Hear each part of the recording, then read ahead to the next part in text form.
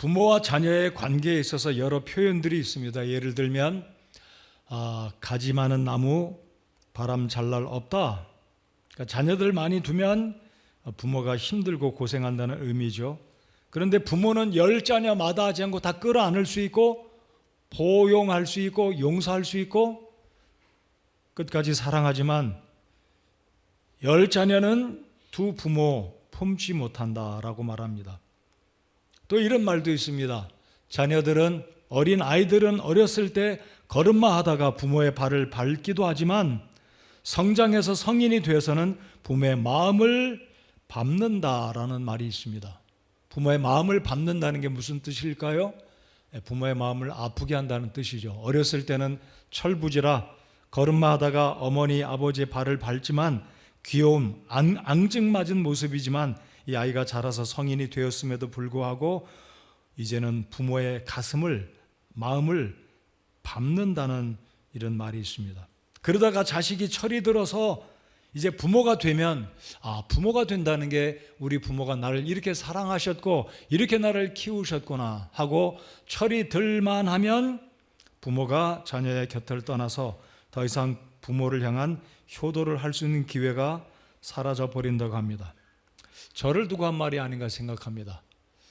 제가 총각 때 저희 부모님이 다 돌아가셔서 아버님은 결혼하고 제가 아들을 둘을 낳았을 때 아버님이 돌아가셨는데요.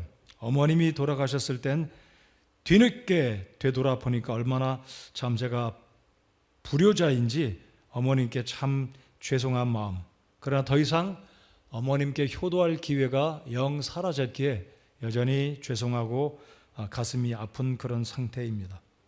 자, 오늘 바울 사도는 영적인 아버지의 마음으로 우리가 지난주에 살펴보았던 3장 19절을 한번 보시겠습니다. 나의 어린 자녀들아, 너희 속에 그리스도께서 형성되실 때까지 내가 다시 너희를 위해 해산하는 수고를 겪노라 라고 말합니다. 율법으로 돌아간 이들에게 다시 한번 해산하는 수고를 마다하지 않고 그들이 제대로 된 복음, 율법이 아니라 은혜 안에 돌아와서 하나님의 구원을 감격하고 감사하고 성숙되어가는 갈라디아 교회 성도들이 되기를 바라서 지금 바울 사도는 이 노령의 사도인 바울은 그들을 위해서 여전히 영적인 부모 아버지의 마음으로 해산하는 수고를 한다라고 표현하고 있습니다.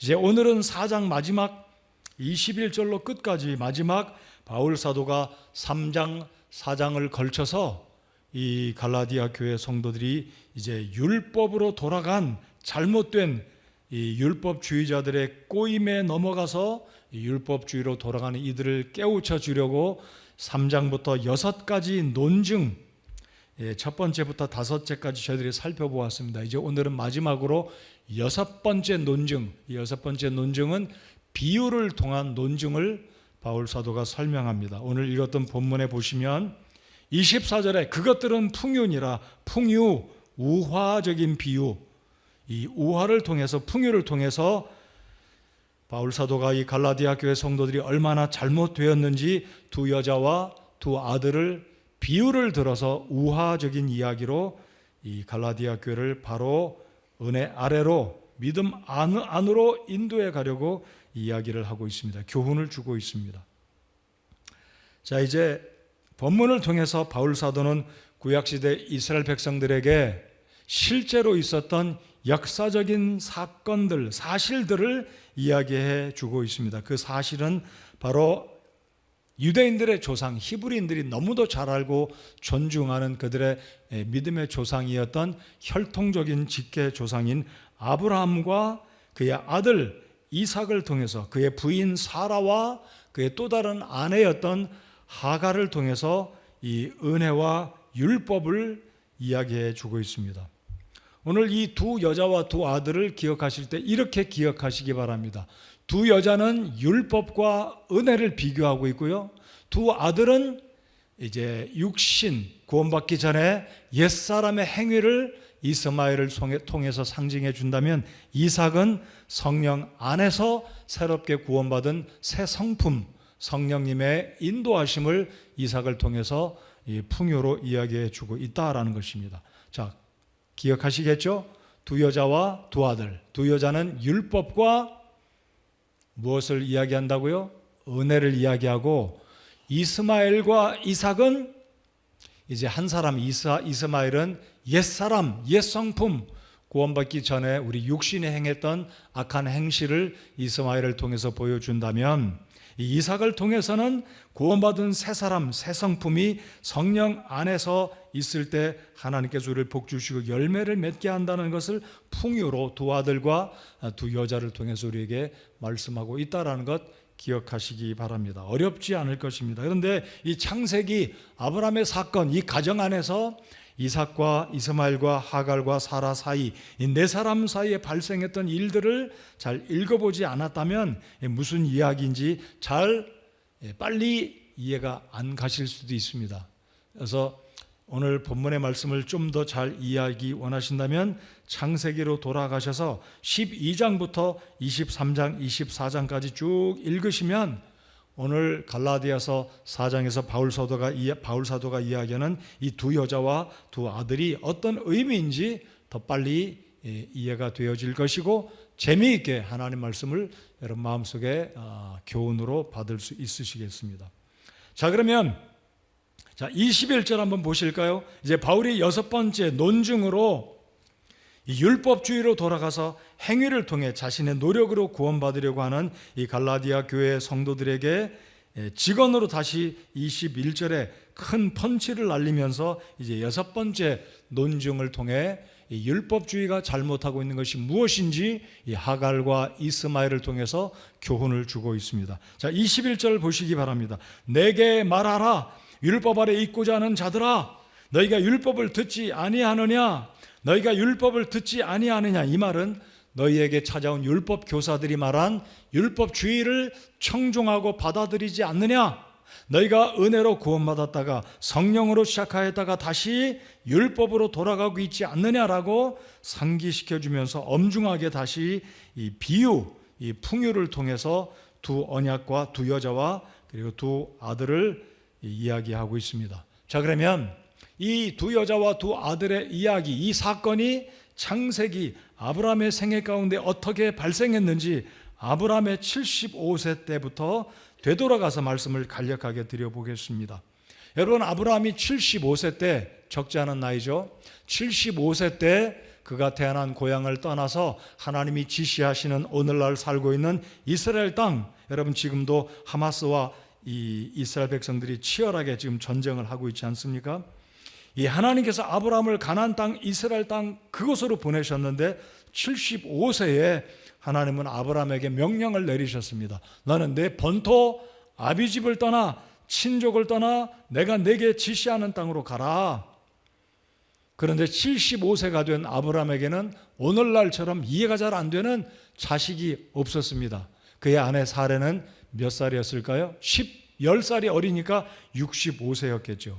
아마 오늘날 생물학적으로 75세, 65세 된 사람들은 자식을 당연히 못 낳죠.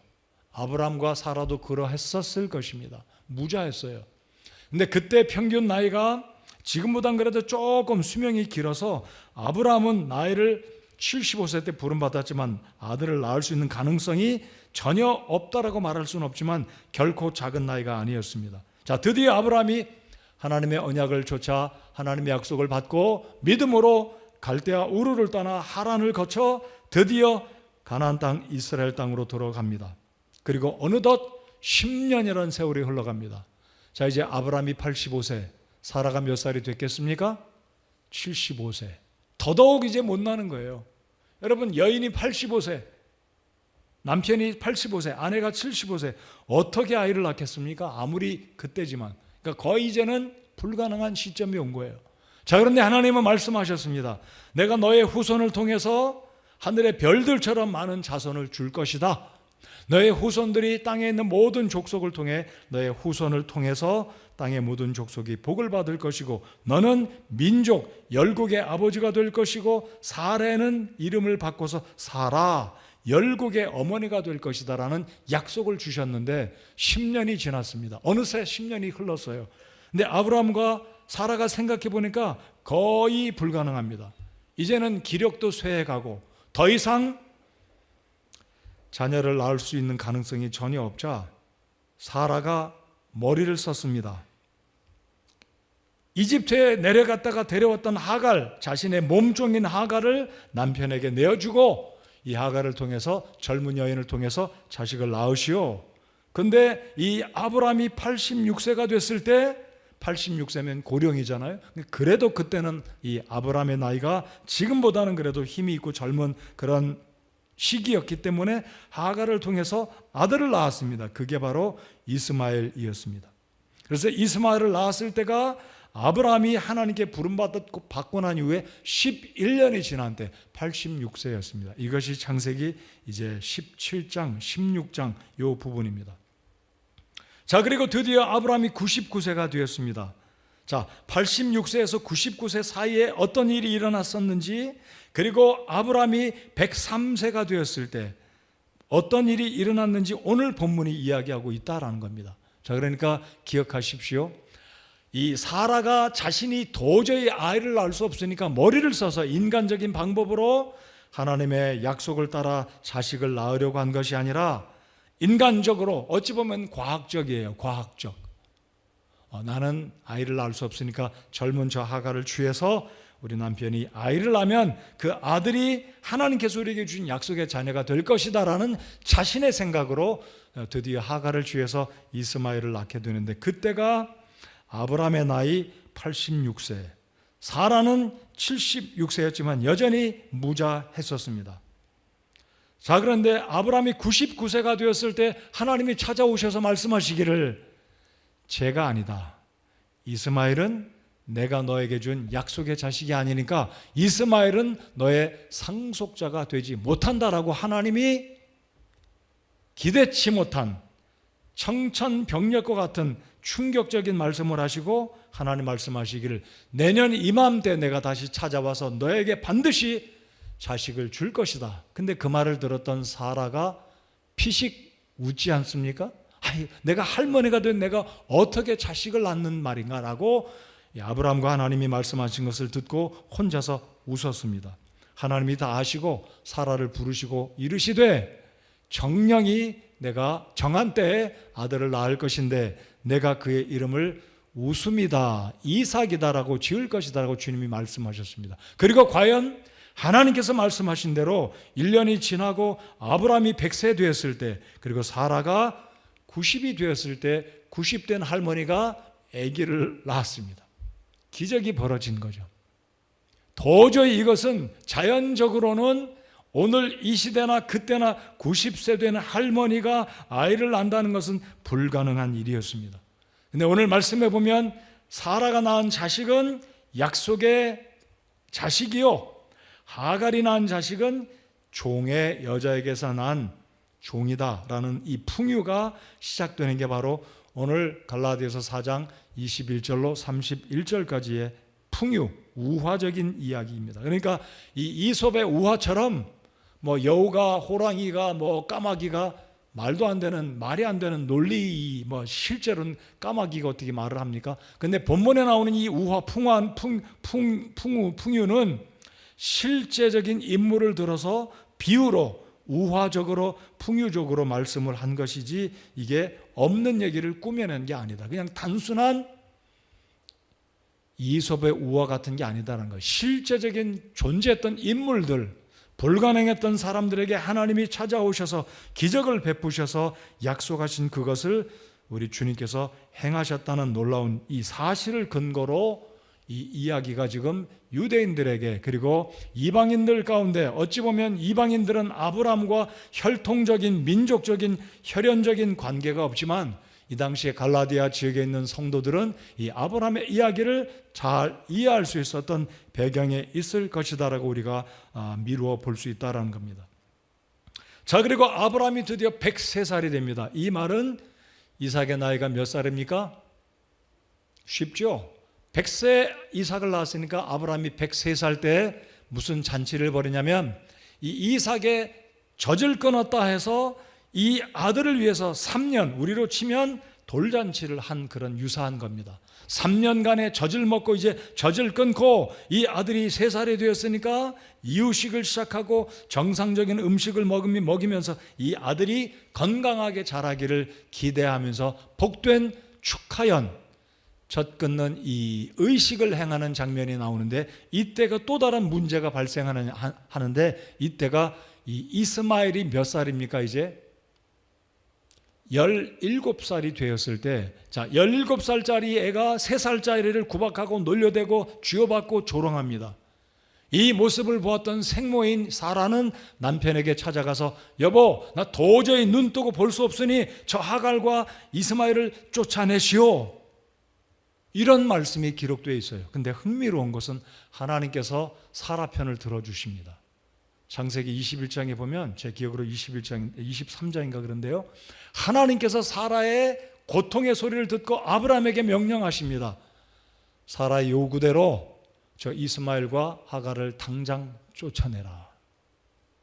그것이 오늘 이 바울 사도가 갈라디아 교회 성도들 가운데 율법을 받아들이고 하나님의 은혜를 저버리고 율법주의가 되려고 하는 이들에게 이 두 가지 비유, 하갈과 사라, 이스마엘과 이삭의 비유를 통해서 영적인 교훈을 들려주면서 이 풍요적인 논증, 이 논증이 바울 사도가 이제 마지막으로 3장 4장에 있는 6가지 논증 가운데 마지막 6번째 논증이다라는 것 기억하시기 바랍니다. 자, 그러면 제가 지금까지 말씀드린 것은 아브라함이 75세부터 103살까지 아브라함이 부름받고 가나안 땅에 들어가서 이삭을 낳고 이삭의 젖을 떼고 그를 축하하는 기쁨의 잔치를 벌이는 이 몇 년의 기간, 이 과정을 오늘 이제 하나님께서 이 풍요를 통해서 율법과 은혜를 대조적으로 말씀하시는 이 부분을 살펴볼 텐데요, 이것은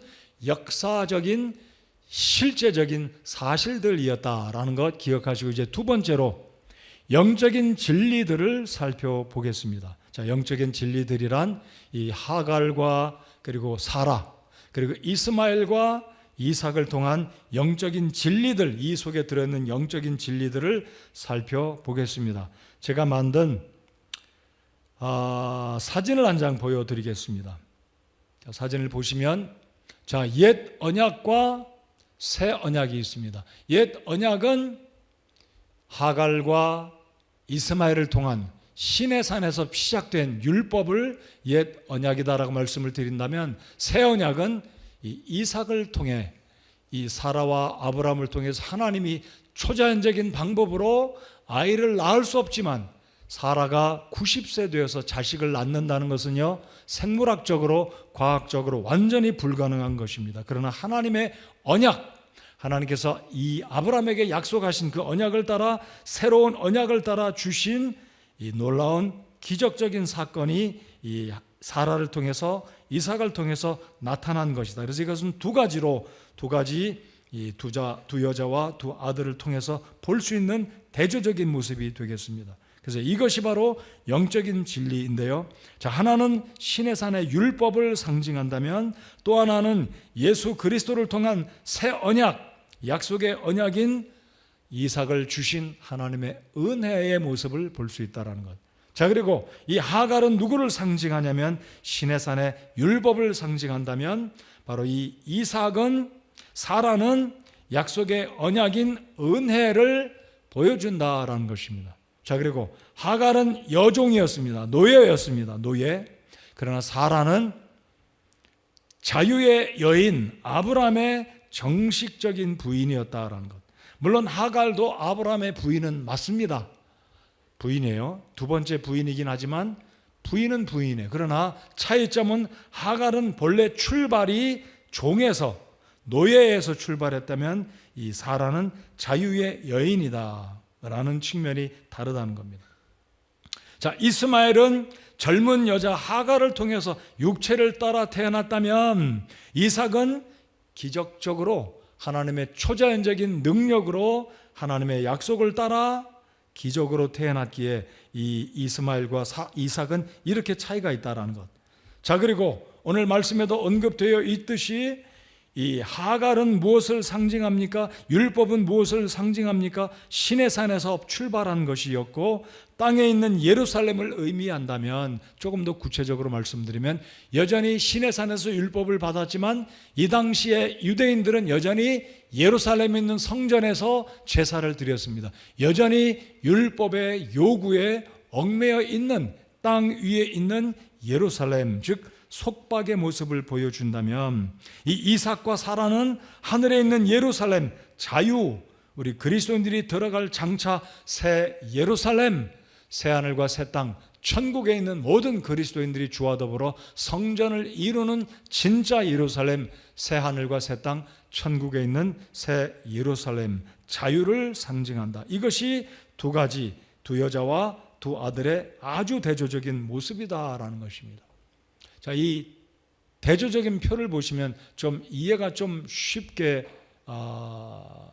이해가 되어지리라고 제가 그냥 생각하겠습니다. 자, 이제 먼저 그러면 제가 두 아들을 말씀드려 보겠습니다. 두 아들. 오늘 설교 제목은 두 여자, 두 아들인데 두 아들을 먼저 오늘 말씀의 순서에 따라서 살펴보겠습니다. 자, 22절을 보시겠습니다. 자, 22절을 같이 한번 읽어보시겠습니다. 22절 읽겠습니다. 시작. 하나는 노예 여종에게서 났고 다른 하나는 자유로운 여자에게서 났다 하였느니라. 자, 두 어머니가 있고 두 아들이 있어요. 근데 이 두 어머니와 두 아들의 신분이 완전히 180도 다릅니다. 둘 다 아브라함의 부인이고 둘 다 아브라함의 아들들이었습니다. 신기하죠? 둘 다 아브라함의 부인 맞아요. 그리고 둘 다 아브라함의 허리에서 나온 실제 아브라함의 아들들이에요. 딴 데서 입양해 온 아들이 아닙니다. 둘 다 아브라함의 아들입니다. 근데 어쩌면 그렇게 부인들도 둘이고 아들들도 둘인데 확연히 달라요. 하갈은 율법을 대표하고, 그리고 하갈은 노예의 여자였습니다. 신분이 아예 노예였습니다. 이것은 무엇을 의미합니까? 우리가 구원받기 전에는 죄의 노예였다라는 거예요. 사탄은 노예였다라는 것을 정확하게 성경은 보여줍니다. 아니, 하나님이 각본을 쓰셔도 이렇게 미리, 소위 말해서 뭐 짜고 치는 고수도처럼 어떻게 하나님이 이렇게 미리 아브라함의 생애 가운데 이렇게 놀랍게 정리해 두셨을까? 각본을 쓰셔도 이렇게 완벽하게 쓰실까라고 생각이 되실지 모르겠어요.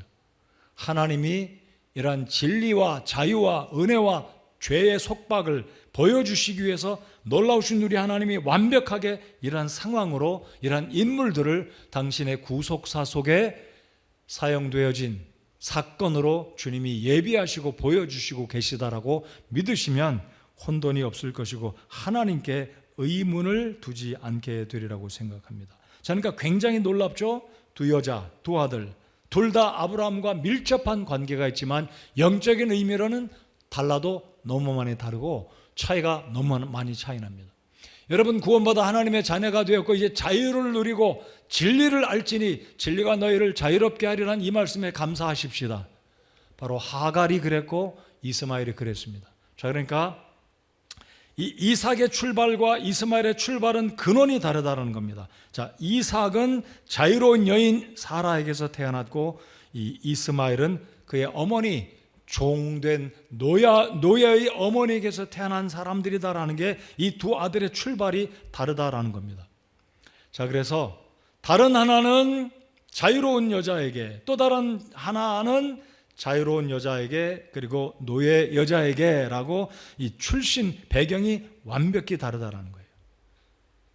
자, 그래서 이 이삭과 이스마엘을 이제 대조하고 있는데, 자, 먼저 이삭을 말씀드려 보겠습니다. 이삭은 하나님의 약속을 따라 불가능한 상태에서, 자연적으로는 도저히 불가능하지만 약속을 따라, 누구의 약속입니까? 하나님의 약속입니다. 하나님은 75세, 그리고 이삭이 태어나기 전에 75세 된 아브라함에게, 그리고 65세 된 사라에게 약속하시기를 너의 후손이 하늘의 별처럼 많을 것이다. 너는 열국의 아비가 될 것이고 너는 열국의 어미가 될 것이다. 그래서 아브라함을 아브라함으로, 사레를 사라로 바꾸어 주셨습니다.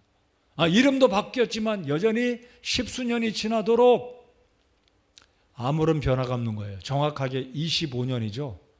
여러분, 25년 동안 기도했는데 응답이 안 됐다고 생각해 보십시오. 여러분 기도 25년 이상 기도하고 계신가요?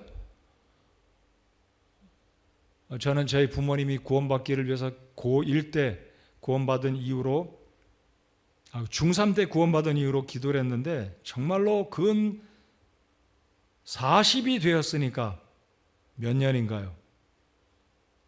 굉장히 오랜 시간 후에 저희 아버님이 구원받으셨어요. 여러분 25년 아브라함과 사라는 기다리지 못해서 하갈을 취해서 아들을 낳게 됐는데 그 아들이 바로 이스마엘이었습니다. 근데 이 이스마엘이 태어났을 때는 아마 아브라함도 사라도 하갈도 기뻐서 어쩔 줄 몰랐을 겁니다. 야, 우리 집안에도 드디어 우리의 재산을 이어받을 우리 집안에 아들이 있다. 막 주변 이웃들에게 다른 사람들에게 이제 조금 힘을 냈었을지 모르겠습니다. 그러나 이 약속의 아들과 노예의 아들, 율법의 아들과 은혜의 아들의 엄청난 차이가 있다는 것을 아브라함과 사라는 뒤늦게 하나님의 교훈을 받고 뒤늦게 깨닫게 되고, 바울 사도는 이 사건을 가지고 지금 율법주의로 돌아가려고 하는 갈라디아 교회들에게, 성도들에게 영적인 교훈을 주고 있는 것입니다. 그래서 이삭은 초자연적으로 그 약속을 하나님이 지켜주심으로 초자연적으로 하나님의 능력 가운데 태어난 자식이라면, 이 이스마엘은 인간적인 방법으로 사라가 하나님을 믿고 약속을 기다려야 됐었는데 젊은 여자 자신의 몸종을 아브라함에게 내어줌으로 이삭이 아니라 이스마엘을 아들로 맞이하게 되었습니다. 자, 아무튼 이삭이 드디어 태어나게 되는데 그 이삭의 이름의 의미가 뭡니까? 이삭의 이름은 웃음이다. 레프터, 웃음이란 뜻입니다. 웃었다. 다른 말로 하면 기쁨이다라는 의미입니다. 드디어 하나님께서 아브라함에게 약속을 지켜주시고 이삭을 주셨기 때문입니다. 여러분, 예수 그리스도 안에 있는 이 은혜는 진정한 우리에게 웃음과 기쁨과 평안을 주시는 우리 놀라우신 하나님이라는 사실을 믿고 우리 하나님께 감사드리십시다. 자, 드디어 아까 말씀드렸듯이 창세기 21장을 보시면 이삭이 낳고 3년이 지났을 때 젖을 때는 의식을 치르게 됩니다. 물론 이스라엘 히브리 문화 가운데 3살이 되면 젖을 때는 잔치를 벌인다고 하는데, 이 잔치는 우리처럼 모르겠어요, 돌과 같은 그런 의미가 있겠지만 뭐 할례 의식이나 성인식이나 굉장한 그런 복스러운 의식과 얼만큼 차이가 있는지는 모르지만 아무튼 아브라함과 사라에게 이 집안의 굉장한 경사스러운 날이 바로 이삭의 젖을 떼는 날, 창세기 21장 8절의 사건입니다. 자, 그런데 이 과정을 보시면 사라가 이제 언제 기분이 많이 상했습니까? 이 하갈이 아이를 가졌을 때 이 하갈이 여주인 사라에게 교만하게 행동합니다. 자기 여주인을 놀려대고 아주 예의 바르지 못하게 교만하게 행동할 때 사라가 속이 막 상해요. 아니, 내가 내 몸종을 내 남편에게 내어주어서 둘째 부인으로 삼았더니 지가 나를 조롱해? 사라가 몹시 마음이 상해서 남편에게 요구하기를 저 여자 쫓아내시오. 그렇게 합니다. 그래서 결국 이 하갈이 잠시 쫓겨나요. 쫓겨났다가 하나님께서 어찌어찌 은혜를 베푸셔서 다시 아브라함의 집안으로 들어오게 하시는데, 근데 중요한 것은요, 여러분 창세기 21장을 보시면 하나님께서 이제 완전하게 이스마엘과 이 하갈을 쫓아내는 장면이 나옵니다. 왜입니까? 문제의 발단은 이제는 하갈만이 아니라 이삭조차도 그의 형 이복형에게, 이복형이 아니죠. 어머니가 다르니까 맞죠? 이복형이죠. 이 이삭이 형 이스마엘로부터, 그것도 14살이나 빠른 형으로부터 핍박을 받고 놀림받으니까 이삭도 피곤한 거예요. 3살짜리가 눈치가 있잖아요. 이 모습을 엄마가 봅니다. 사라가 보더니 못 참는 거예요. 아니, 저 여자가 저것이 그랬겠죠? 예전에는 나를 조롱하고 괄시하더니 내 아들까지 쥐어받고 놀려대. 도저히 사라가 견디지 못해요. 그래서 남편에게 이야기를 합니다. 정식으로 첫 번째 부인이었던 사라가 남편을 찾아가서 저 하갈과 저 아들을 당장 쫓아내시오.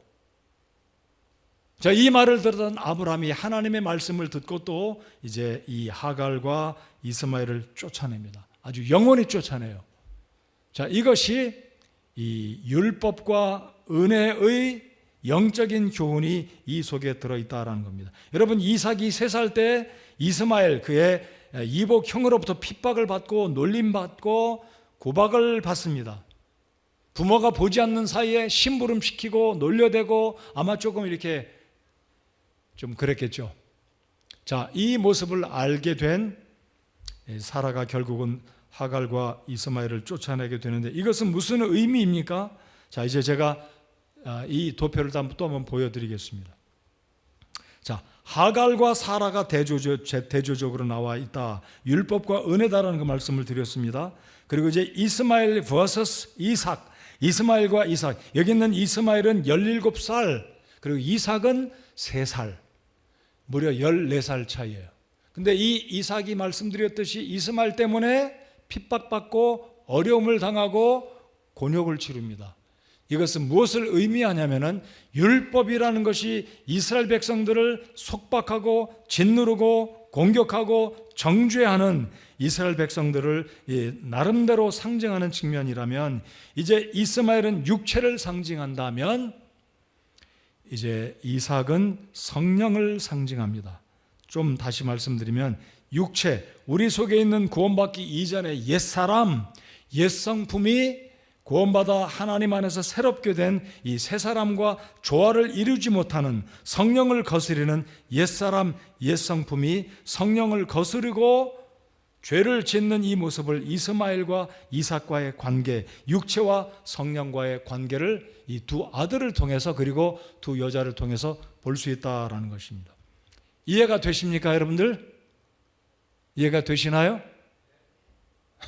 이해가 되시기를 바랍니다. 그래서 이제 이삭이 젖을 떼던 그날에 결국은 이 두 아들 사이의 문제가 해결됩니다. 이게 무슨 말이냐면 율법과 은혜는 같은 집안에 결코 공존할 수 없다는 겁니다. 왜냐하면 실제로 이삭의 아버지 아브라함의 모든 유산을 상속받을 자는 율법을 상징하는 하갈의 아들이 아니라 약속의 아들인 믿음의 아들 은혜로 받은 이삭이 아버지의 유산을 모두 다 온전히 이 상속을 받아야 되기 때문에 한 집안에 상속자가 둘이 있을 수 없기 때문에, 물론 유대인들은 큰아들에게 부모님의 유산을 80-90% 나머지를 가지고 둘째, 셋째, 넷째 나눠줄 수 있겠지만 성경을 보면 하나님은 이 사라에게, 아브라함에게 말씀하시기를 절대로 율법을 상징하는 아들 하갈의 아들인 이스마엘과 은혜로 태어난 이삭과 동시에 아브라함의 상속 유업을 나누어 가질 수 없다라는 것입니다. 이것은 영적으로 구원이라는 것은 은혜로 받는 것이지 율법으로 조금 받고 은혜로 조금 받고 양쪽 다 통해서 율법을 통해서나 은혜를 통해서 율법을 받을 수 없다라는 것을 정확하게 하나님은 이 두 아들과 두 여자를 통해서 보여주고 있다라는 것입니다. 사랑하는 성도 여러분들, 여러분 어떻게 구원받으셨습니까? 노력해서 받았습니까? 잘나서 착해서 공부 잘해서 받았습니까? 선행을 많이 베풀었기 때문에 구원받았습니까? 절대로 그럴 수 없습니다. 여러분, 에베소서 2장 8, 9절에 뭐라고 말씀합니까? 우리가 하나님 앞에 구원받은 것은 하나님의 은혜로, 행위를 통해서가 아니라 하나님의 은혜로 받았기에 누구든지 자신을 자랑하지 못할 것이다 라고 정확하게, 너무 쉽게 하나님은 복음을 말씀하셨습니다. 여러분, 은혜로 구원받으심을 우리 하나님께 감사와 찬양을 올려드리십시다. 우리가 노력으로 받았다면 아무도 구원받지 못하고 여전히 우리는 부들부들 떨면서 두렵고 무섭고 여전히 구원을 내 힘으로 노력하려고 자유가 없는 상태에서 두려움 가운데 벌벌 떨면서 두 발 뻗고 잠자지 못하면서 죽음의 순간까지 천국에 대한 확신을 갖지 못하고 죽어봐야 천국까지라는 생각을, 그런 생각 속에서, 두려움 속에서 벗어나지 못할 것입니다. 그렇기 때문에 이 사라가 노력해서 어떤 자연적인 어떤 상태로 아들을 낳은 것이 아니라 하나님께서 은혜를 주셔서 낳을 수 없는 90세 할머니가 하나님이 약속하신 그 약속에 따라서 예수 그리스도께서 우리에게 주신 구원의 복음의 약속에 따라 누구든지 회개하고 예수님을 믿기만 하면 단번에 영원히 하나님의 자녀가 된다는 약속을 따라, 즉 새 언약을 따라 저와 여러분이 믿어 구원받았습니다. 믿으십니까? 바로 이것이 정확한 두 여자와 두 아들을 통한 율법주의와 은혜를 본문에서 바울 사도가 설명해 주고 있다라는 것입니다. 자, 그래서 이런 표현이 있습니다. 누가 적절하게 표현을 했는데요. 옛 성품은 율법을 알지 못하고 새 성품은 율법이 필요치 않다 그랬습니다.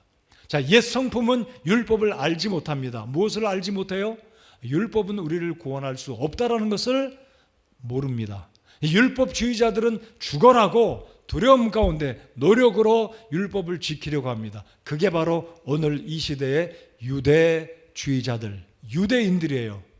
여러분, 지금도 이스라엘에 있는 유대인들, 온 세상에 흩어져 있는 주이시들은 율법주의, 율법의 모든 규례들, 모세의 5경, 10계명, 음식법, 제사법, 도덕법 이런 것들을 빠짐없이 지켜야 구원받는다라고 믿고 있어요. 바울이 그랬었습니다. 바울은 거의 율법에 흠이 없을 만큼 거의 완벽한 사람이었어요. 그러나 바울 사도가 다메섹 도상에서 예수 그리스도를 만나기 전까지는 율법을 지켜야 구원받는 줄 알았습니다. 그러나 그가 부활하신 예수님을 믿고 회개하고 예수님을 믿어 구원받고 난 이후에는 자신이 얼마나 어리석고 얼마나 하나님의 은혜를 무지했었는지 구원받고 보니까 자기가 율법으로 구원받은 게 아니라 하나님의 은혜로 구원받았다는 것을 고백한 것이 바울 사도의 간증이고 그것이 빌립보서 3장에 기록되어 있는 말씀입니다. 자, 그래서 여기 있는 이삭은 은혜의 약속의 아들로서 하갈과 대조적인 사람이다. 이 바로 이삭은 저와 여러분을 상징하는 사람이다라고 우리 기억하시고 그렇게 믿으시면 되겠습니다. 자, 오늘 설교의 결론은 31절인데 우리 설교를 끝마치기 전에 31절을 같이 한번 읽어보겠습니다. 자, 31절 읽겠습니다. 자, 읽겠습니다. 시작. 그런즉 형제들아, 이처럼 우리는 노예의 여자가 아니요 자유로운 자의 아이니라. 노예의 여자 하갈의 후손이 아니라 사라의 후손 사라의 자식들이다. 즉 믿음으로 구원받은 언약의 아들들, 언약의 자손들이다라는 겁니다. 여러분, 혹시 율법을 지켜서 구원받는다고 생각한 분 계신가요? 아닙니다. 우리는 하갈의 자식들이 아니라 이삭처럼 사라의 자녀, 사라의 아들들, 자유의 여자의 아이들이다라는 것을 믿고 감사하시기 바랍니다. 자, 그래서 이 이스마엘은 율법을 상징하고 인간의 행위를 상징하고 옛성품을 상징한다. 왜냐하면 이 언약의 자식 이삭을 핍박하고 힘들게 했기 때문에 율법이 그러하다라는 것, 옛성품이 우리를 여전히 힘들게 한다라는 겁니다. 자, 이제는 두 여자를 살펴보겠습니다. 두 여자. 자, 이 하갈과 사라는 두 언약을 상징합니다. 오늘 말씀을 다시 보시기 바랍니다. 22절을 보시기 바랍니다. 기록된 바 아브라함에게 두 아들이 있었는데, 창세기 말씀이죠. 율법의 말씀입니다. 노예 여종에게서 낳고 다른 하나는 자유로운 여자에게서 낳다 하였느니라. 자, 23절 다 같이 읽겠습니다. 두 여자가 어떤 여자인지 읽겠습니다. 시작. 그러나 노예 여자에게서 난 자는 육체를 따라 태어났고 자유로운 여자에게서 난 자는 약속으로 말미암아 낳느니라. 그러니까 하갈 첫 번째 여자는 모세의 언약을 말한다면 또 다른 언약은 예수 그리스도 안에 있는 은혜, 믿음으로 구원받는 은혜, 새 언약을 말씀하고 있다는 겁니다. 하갈은 모세의 율법을, 그리고 여기에 사라는 예수 그리스도를 통해 주신 새 언약, 새 포도주를 상징하는 은혜로 말미암아 구원받는다라는 것을 이야기하고 있습니다. 그래서 하갈은 본문에 보면 무려 5번이나 바울 사도는 뭐라고 이야기하냐면 노예의 여자, 노예 여종, 노예 여자, 이런 게 반복해서 5번이나, 어찌 보면 하갈이 천국에서 이 이야기를 들으면 얼마나 부끄러울지 고개를 못 들 정도로 5번이나 이야기합니다. 여러분, 하갈도 구원받고 천국에 갔다고 믿어요? 그가 비록 이 노예 여자이고 율법을 상징하는 사람이긴 하지만, 자, 아무튼 여기 있는 하갈을 가리켜서 노예 여자다, 노예 여정이다 5번이나 이야기합니다. 반면에 사라를 향해서는 자유의 여자다 라고 새 언약으로 이삭을 낳은 여자다라고 대조적으로 이야기하고 있습니다. 자, 그리고 이 하갈에 대해서 말씀드리면, 하갈은 본래 아이를 낳기 위해서, 아들을 낳기 위해서 이집트에서 데려온 사람이 아니에요. 하갈의 용도라는 표현이 그렇긴 하지만요, 이 하갈은 본래가 여주인 사라를 돕기 위한 몸종이었어요. 설거지하고 빨래해주고 자기 여주인 마사지해주고 음식해주고, 시종드는, 어디 나가면 따라가서 보호해주는, 말동무해주는, 이게 하갈의 목적, 쓰임새. 마치 사람을 도구로 표현하면 그렇지만 하갈의 이집트에서 데려오 나온 목적이 그거였습니다. 그러니까 본래 하갈은 아이를 낳도록 하기 위한 존재가 아니었지만, 이 사라가 믿음이 없다 보니까 기다리지 못하고, 하나님의 때를 기다리지 못하고 이 인간적인 방법으로 하갈을 남편에게 주어서 이스마엘을 덜컥 낳아버렸습니다. 자, 그러니까 돌아온 결과가 뭐예요? 하갈이 와서 여주인님 고맙습니다. 저 같은 사람이 어찌 당신의 남편의 아들을 낳을 수 있겠습니까? 감사합니다. 황공무지로소이다. 이게 아니었어요. 갑자기 고개가 힘이 들어가더니 젠체하고 여주인을 무시하고 괄시하는, 이게 무엇입니까? 율법은 우리를 힘들게 하고 코너로 몰아가고 우리를 핍박하고 정죄하고 공격한다라는 것을 이 하갈이 보여주고 있다는 거예요. 그러니까 하갈은 본래 자식을 낳기 위한 존재가 아니었다. 그러므로 율법은 본래가 우리를 구원하기 위해서 주어진 하나님의 방법이 아니고, 율법은 본래가 무엇이라고요? 3장에서 살펴본 것처럼 초등학문을, 그리고 그 훈육 선생처럼 어느 정도까지는 우리를 이끌어가서 우리 영적인 눈이 떠지면, 율법으로는 우리가 죄 용서받고 구원받는 게 아니라 하나님의 은혜 안에서 구원받는다라는 것을 보여주는 것처럼, 이 하갈이 그러했다라는 것을, 율법이 그러했다라는 것을 보여주고 있습니다. 자, 이제 제가 조금 더 하겠습니다. 하갈은 누구를 낳았냐면 상속자인 아브라함의 아들을 낳은 게 아니라, 여전히 노예가 낳은 아들은 여전히 노예입니다. 종입니다.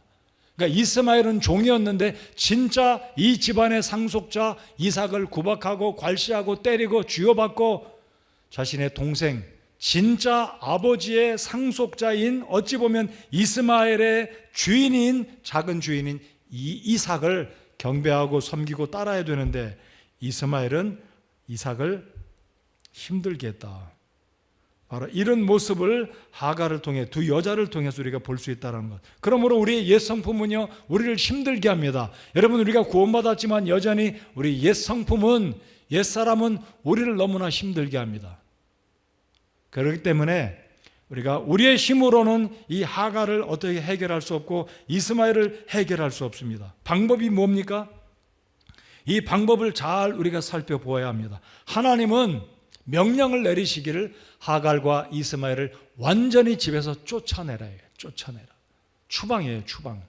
그렇게 해야 하갈과 사라, 이스마엘과 이삭 사이의 갈등이 해결될 수 있다는 겁니다. 이게 창세기 21장 9절에서 10절 사이에 하나님께서 말씀하십니다. 그러므로 그녀가 아브라함에게 이르되 이 노예 여자와 그녀의 아들을 내쫓으소서. 이 노예 여자의 아들은 내 아들 곧 이삭과 함께 상속자가 될 수 없나이다 하매, 사라가 정식으로 남편에게 아주 요청합니다. 요청. 그러자 하나님은 사라 편을 들어주시고 하나님께서 아브라함에게 명령하시기를 이스마엘과 하갈을 집에서 아주 쫓아냅니다. 추방을 시킵니다. 그리고 하나님께서 말씀하시기를 사라가 내게 말한 모든 것에서 그녀의 목소리에 귀를 기울이라. 이는 이삭 안에서 내 씨가 부름을 받을 것이기 때문이라 라고 이삭을 세워주고 공식적으로 인정해 줍니다. 이삭이야말로 진짜 이 집안의 대를 이을 상속자이고, 이삭을 통해서 먼 훗날 누가 태어난다고요? 메시아가 태어날 것을 하나님이 보여주고 계신 것입니다. 그렇기 때문에 이 두 여자, 하갈과 사라 두 아들 이스마엘과 이삭은 이렇게 놀랍게 그리고 재미있게 영적인 교훈을 실제로 가지고 있다라는 겁니다. 자, 그리고 또 하나 이 하갈과 연관된 사실을 말씀드리면은요, 하갈은 쫓겨난 후에 다시 시집가지 않았습니다. 다시 어떤 남자를 만나서 가정을 이루지 않았어요. 이게 무슨 의미일까요? 하갈이 결혼하지 않은 것과 도대체 성경의 영적인 의미가 무엇일까요? 이것은 율법은 이스라엘 백성에게만 주어졌지 이방인에게나 또 다른 어떤 민족에게 결코 주어지지 않았고, 특별히 교회에게는 더더욱이 율법은 주어진 적이 없다라는 것을 하나님은 이 하갈의 삶을 통해서, 창세기의 사건을 통해서, 역사적인 사건과 성경적인 이 진리를 통해서, 이 사실을 통해서 우리에게 말씀해 주고 있다는 겁니다. 교회는 율법과 무관합니다. 이방인 그리스도인들은 율법과 무관합니다. 이것이 바로 하갈이 다시 누구와 결혼하지 않고 일평생 이스마엘을 낳고 키우고 이스마엘을 장가 보내는 그 일을 하고, 하갈의 생애는 성경에 기록되지 않고 그냥 그렇게 묻혀서 사라져 버립니다. 그러므로 율법이 아니라 예수 그리스도의 은혜가 온 이후로는 은혜 시대로 말미암아 우리가 예수 그리스도를 통해 구원받고 자유를 얻는 이 모습을 이 두 여자와 두 아들을 통해서 창세기에서 그리고 갈라디아서 4장에서 보여주고 있다는 사실을 꼭 기억하시고, 우리가 받은 구원이 얼마나 기쁘고 감사한 것인지 우리 하나님께 영광 올려드리는 저와 여러분 모두가 되시기 바랍니다. 자, 이제 실제적인 축복이 무엇인지 말씀을 드리고 마치겠습니다. 자, 도표를 또 하나 보여주시기 바랍니다. 자, 이스라엘과 교회를 대조해 보겠습니다. 하갈과 사라, 그리고 이스라엘과 이스마엘과 이삭을 대조적으로 보여드렸다면, 이제는 이스라엘과 교회, 즉 율법주의 아래에 있는 이스라엘 유대주의와 이방인인 우리들 은혜 아래에 있는 이 교회는 어떤 차이가 있는지 보여드리면, 땅에 있는 예루살렘 성전에 여전히 이스라엘 백성들은 성전 중심으로 제사를 드리고 율법주의의 틀에 여전히 갇혀 있습니다.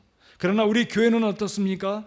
교회는 이 땅에 있는 예루살렘을 중심으로 모이지 아니하고 천국에 있는 새하늘과 새 땅, 우리 예수 그리스도가 머리 되시는 성전에서, 영원한 천국에서 새 예루살렘을 바라보고 그것을 향해서 나아가는 그룹이, 나아가는 성도들이 교회다라는 것입니다. 자, 이스라엘은 여전히 율법의 속박 가운데 번디지 아래 들어있다. 그렇지만 교회는 은혜 아래에서, 진리 안에서 자유롭다라는 것을 이스라엘과 교회를 대조적으로 보여드립니다.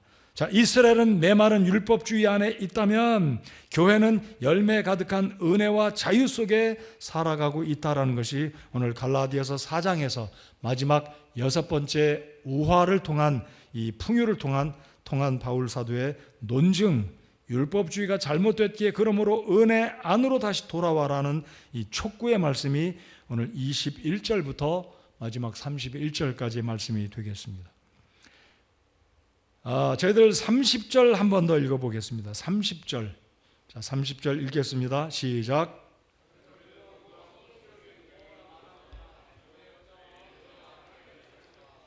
노예 여자의 아들은 자유로운 여자의 아들과 함께 상속자가 되지 못하리라 하느니라. 사랑하는 성도 여러분들, 율법을 지켜서 구원받으려고 한다면 절대로 천국에 들어갈 수 없다라는 말씀입니다. 절대로 하나님의 영적인 상속자, 지난주 3장에서 살펴보았던 하나님의 아답트된 진짜 하나님의 아들, 딸들, 자녀가 될 수 없다는 것을 다시 이 풍요를 통해서, 이스마엘을 통해서, 이 이삭을 통해서 30절, 31절의 결론으로 바울 사도는 갈라디아 교회들에게, 그리고 오늘 저와 여러분에게 말씀해 주고 있습니다. 성도 여러분들, 우리는 믿음으로 구원받았습니다. 여러분, 히브리서 11장 11절을 보면 사라가 한때는 믿음이 없어서 하갈을 취해서 이스마엘을 낳았지만, 히브리서 11장 11절을 보면 기억하기도 좋습니다. 11장, 믿음의 장 11장 11절에 보면 믿음을 통해 사라 자신도 나이가 지났을 때 씨를 수태하는 힘을 받아 아이를 출산하였으니 이는 그녀가 약속하신 분을 신실한 분으로 판단하였기 때문이라. 여러분 보십시오. 한때는 이 사라가 믿음이 없어서 머리를 써서 과학적으로 하나님의 약속을 이루어 드리고 남편에게 아들을 낳게 하려고 하갈을 내어 주었습니다. 근데 히브리서 11장에 보면 뭐라고 말씀합니까? 한때는 믿음이 없었지만 이 사라가 자신도 나이가 지났을 때 씨를 수태하는 힘을 받았다. 어떻게 힘을 받았다고요? 믿음으로. 여러분, 이게 믿겨집니까? 아니, 90살 된 할머니가 믿음으로 아기를 낳는 힘을 받았다는 거예요. 그렇다고 오늘 집에 가셔서 연세 드신 분 믿음으로 하나님 저도 아기 낳겠습니다 이러면 안 되겠지만, 여러분, 사라는 믿음으로 아기를 낳는 수태하는 힘을 어떻게 했다고요? 따라서 해 주십시오. 받았다. 믿음으로 받은 거예요. 자, 이것을 여러분 우리의 삶에 믿음으로 꼭 아기를 낳는 이 힘을 받는다. 그러므로 오늘부터 그렇게 하라는 게 아니고요. 믿음으로 나아갈 때 하나님은 믿음의 역사를 일으켜 주셔서 불가능을 가능케 하시는 하나님의 역사가 있을 것을 교훈으로 히브리서 11장 11절이 말씀하고 있다는 것으로 이 말씀을 믿으시기 바랍니다. 이 말씀이 여러분의 삶을 변화시키는 기적을 불러일으키는 약속의 말씀이 되시기를 바랍니다. 우리 히브리서 11장 11절 같이 읽고 기도하겠습니다. 자, 사라의 마음으로 오늘 내 삶에 무엇이 불가능한지, 불가능 앞에 떨고 있고 두려워하고 있다면 그 두려움을 다 내어버리고 사라와 같은 믿음으로 수태하는 힘, 불가능을 가능케 하는 믿음의 약속으로 받으시기 바랍니다. 다 같이 일어나서 읽겠습니다. 일어나서. 오늘은 제가 설교 좀 길어졌어요. 자, 읽겠습니다. 시작. 믿음을 통해 사라 자신도 나이가 지났을 때 씨를 수태하는 힘을 받아 아이를 출산하였으니 이는 그녀가 약속하신 분을 신실한 분으로 판단하였기 때문이라. 아멘. 우리 함께 찬송하겠습니다. 오늘 들으신 말씀을 기억하며 여러분의 삶에 무엇이 불가능하고 무엇이 여러분을 두렵게 하고 안 된다라고 우리를 부정적으로 몰아가고 있는지 다시 한번 이 말씀을 살펴보면서 오늘 갈라디아서 4장 이 말씀들을 생각하며 자유를 주신 주님, 나를 하나님 나라의 상속자로 삼아주신 이 놀라운 능력의 하나님을 신뢰하면서 하나님께 찬양 올려드리겠습니다. 399장 하겠습니다.